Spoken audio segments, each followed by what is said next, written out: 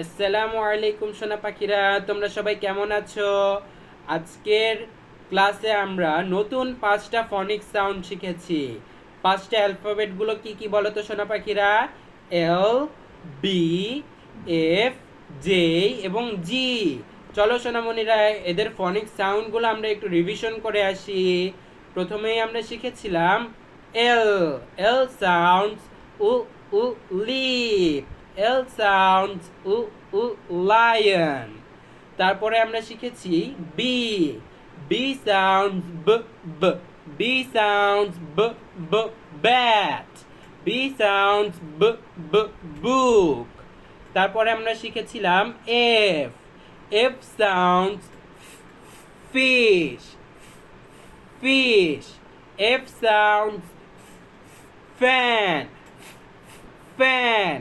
ঠিক আছে সোনামণিরা, ফু দেওয়ার মতো, আমরা যেভাবে ফু দেই সেরকম। F sound fish, fox. Okay, তারপরে আমরা শিখেছিলাম কি বলো সোনামণিরা? জে। জে সাউন্ডস জ জ। জে সাউন্ডস জ জ জাম্প। জে সাউন্ডস জ জ জার। জ জ জাগ। তারপর আমরা শিখেছিলাম জি। জি এর কয়টা সাউন্ড বলো তো সোনামণিরা? জি এর 2টা সাউন্ড। একটা হচ্ছে জি এর সিক্রেট সাউন্ড। ওকে, চলো জি এর সাউন্ডগুলো আমরা জেনে নেই। জি সাউন্ডস গ গ।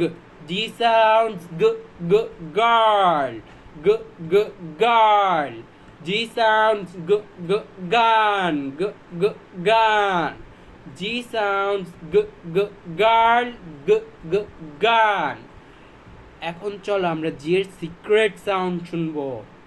জি এর পর যদি পাওয়ারফুল ই, আই অথবা ওয়াই আসে সোনামণিরা, ই, আই অথবা ওয়াই এগুলো হচ্ছে পাওয়ারফুল। এরা আসলে জি এর সাউন্ডটা জে এর মতো হয়ে যায়। জি সাউন্ড জ জ হয়ে যাবে।